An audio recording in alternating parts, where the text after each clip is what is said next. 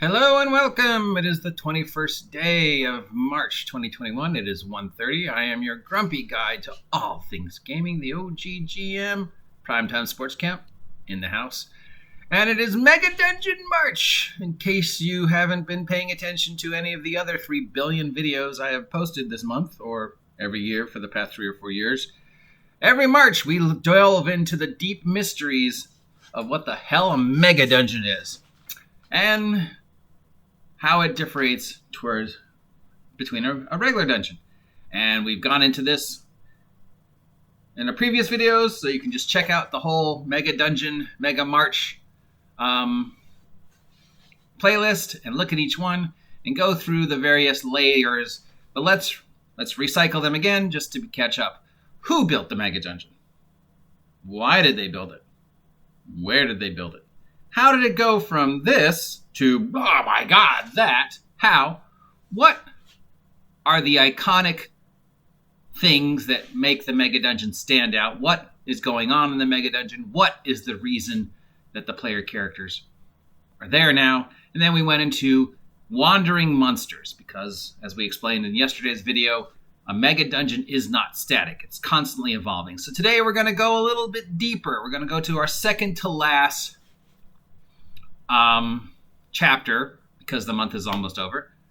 And we're going to discuss the factions that make up a Megadungeon. Of course, this assumes the Megadungeon has been percolating for a while and isn't a new blank tableau that just showed up yesterday.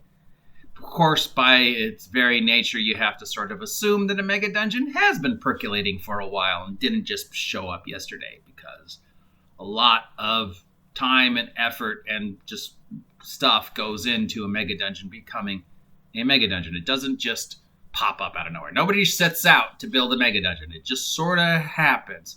So, factions. What is a faction? Well, I don't know. Wikipedia, please tell us, what is a faction? A small, organized, dissenting group within a larger one, especially in politics. Clique, caucus, cabal, block, camp, group, grouping, side, sector. A state of conflict within an organizational dissension. Okay, so small groups with a similar mindset within the larger Megadungeon. And that could be based upon the theme, that could just be based upon the story, that could be based upon the area. Each area kind of has a theme, and each theme might be associated with a faction. So if we're using our fantastical Megadungeon example, Barrowmaze by Greg Gillespie, then we're going to say that since the main theme of Barrowmaze is death and undead and city of the dead and anything that might be adjacent to the dead, our factions will be all the various organizations and individuals and permutations who all sort of have something to do with undead, death, whatever, priest of Ocus. And if we're using our real life example, which is we've been using University of California, Los Angeles, because it's the closest thing that I can think of to a Megadungeon. Of course, the Pentagon, Disneyland, IKEA, but okay, yeah. Then our factions in UCLA we have the educator faction, the sports faction, the students faction, we have the healthcare hospital faction, we have the maintenance faction, and the administration faction. And all those factions can either work together towards a common goal or work against each other towards their individual goal. And they're all part of the ecology of the Megadungeon. They're all contributing to the Megadungeon. They're all taking something from the Megadungeon. They're all part of the symbiosis of the Megadungeon. Ooh, big word, symbiosis. Which means, because we have groups of individuals with differentiating politics, differentiating thought patterns, differentiating beliefs, they may work together, but they also may work against each other, and that adds to the whole environment and constant sense of change as a Megadungeon, because you don't know what those cultists are going to do, and you don't know what these crazy dudes over here are going to do, and you don't know if they're going to work together or they're going to actually be, against each other. Are they going to be your friends? Are they going to be your enemies? Can you, player characters, find a way to play, a fistful of dollars and play this faction against this faction while you're in the middle. And your ultimate goal is, well, now I've eliminated both factions. I've made them destroy each other. And now I can take advantage of the power vacuum. Because if you eliminate a faction, there's a power vacuum that maybe players could take advantage of. Or something else might come in eventually and fill that power vacuum and create a new faction.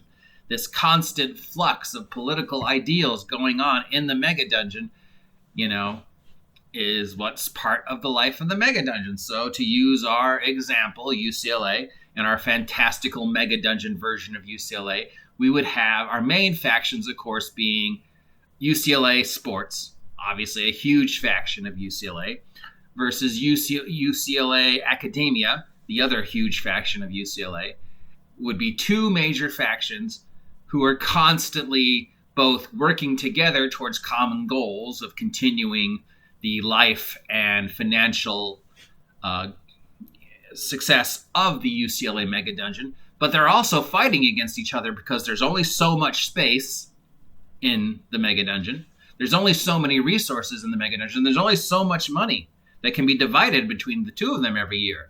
And maybe this year, Academia wants a little bit more every year and a little bit more recognition and a little bit more understanding that they're just as important, if not more important than sports. And sports is what I want: a bigger stadium.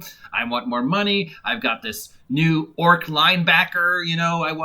We want to really push this year. I want to, we need to repave the ice ring, whatever. So not only are they kind of working together, but they're also working against each other. And they could be overtly working against each other or subtly and secretly working against each other.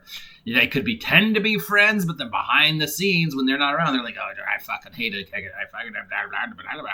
And then your player characters come in and you're like, okay, Academia and Sports are working against each other, but they're two huge, obstacles we have to get through before we can continue the Megadungeon that is we're using as our example, UCLA.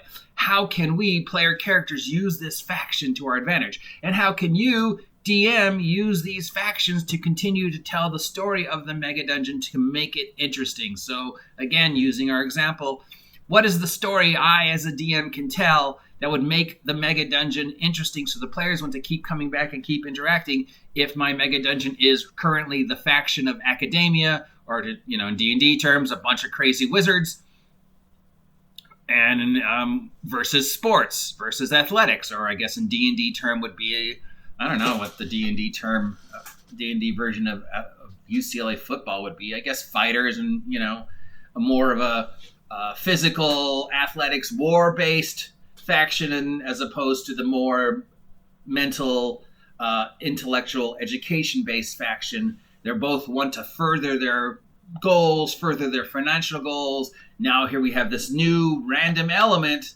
the player characters that have come into the Megadungeon. How do I make that story interesting so they want to keep coming back?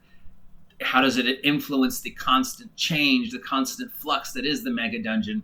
Now we've got, are we going to, as the player characters, unite them and or are we going to continue to have them play against each other? Are we going to, do fistful of dollars and play them against each other to a point where they implode and now there's a huge power vacuum? And then the third faction that up to now have sort of been ignored, UCLA Medical, now these crazy clerics are going to move in and take advantage. Oh, wow, whatever. I mean, there's just so many stories you could tell just with the factions, and those stories is what makes the Megadungeon so interesting and how you can hook players to keep coming back.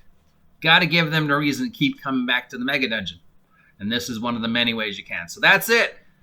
Those are the factions, explanation. I hope it helps. If it doesn't, let me know. I'll try and do it more. I'm trying to use the real world example because maybe it's easier to translate. I don't know. Let me know if this is working for you. If it's not working for you, we can always fix it.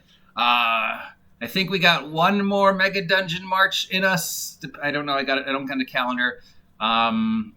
We will discuss the big bad guy and those iconic scenes.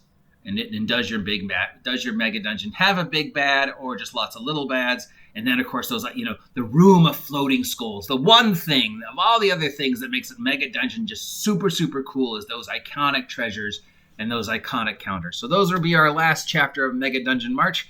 I hope you appreciate this content. If you do, let me know. If you haven't subscribed yet, please subscribe. Help me hit 500 subs by August 4th.